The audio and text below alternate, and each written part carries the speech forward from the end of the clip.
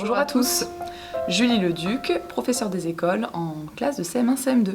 Céline Monnier, professeure documentaliste dans un collège de l'Oise. Nous sommes réunis aujourd'hui pour vous présenter le livre Un été de poésie, d'amour et de vie de Bernard Friot. Donc l'auteur Bernard Friot est un enseignant et un écrivain français de 68 ans. Il a d'abord enseigné donc, au collège, au lycée et ensuite à l'école normale. Il a écrit plus d'une cinquantaine d'ouvrages destinés aux enfants et aux adolescents et a traduit d'autres livres en français pour la jeunesse. Il écrit désormais directement pour des musiciens, donc notamment des textes pour une comédie musicale, des chansons, mais également des livrets d'opéra. Bernard Friot anime aussi des ateliers pour les enfants, leur permettant d'entrer directement dans l'écriture et de réfléchir sur leurs travaux d'écriture. Il est également l'auteur de plusieurs recueils de poésie. Alors de quoi nous parle ce livre? Ça se passe durant un été, c'est l'histoire de deux adolescents de 13 ans. On a Kevin qui s'est cassé la jambe et qui est obligé d'aller chez sa grand-mère pendant les vacances. Et on a Marion qui est obligée d'aller au centre aéré puisque sa mère travaille tous les jours. Ils vont se retrouver dans un même atelier qui est celui des activités d'intérieur.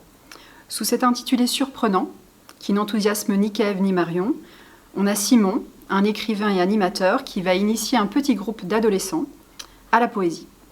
Ces ateliers seront au fil des jours une belle rencontre avec la poésie qui va bousculer peu à peu les idées initiales des participants.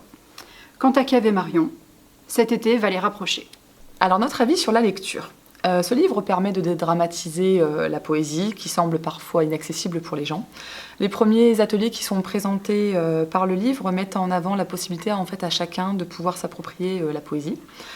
Simon, qui est donc l'animateur de ce livre, réussit habilement à capter l'attention des jeunes apprentis poètes par des approches originales et concrètes de la poésie. On apprécie notamment la lecture des passages qui sont créés par les personnages de l'histoire et on imagine bien être à leur place à cet atelier et à vivre la même expérience qu'eux. Que pourraient être alors nos poèmes? Ce livre n'aborde pas uniquement la poésie, mais il met en avant une rencontre entre deux adolescents qui va permettre aux jeunes lecteurs notamment de s'identifier à leur histoire. Je vais vous lire un de nos passages préférés. Si les mots produisent une image dans ta tête, alors c'est bon. C'est peut-être là que commence la poésie. Nous avons également choisi des lectures dans ce livre, des lectures sur les conseils pour ne pas avoir peur de la page blanche, qui peut très certainement servir à beaucoup d'entre nous.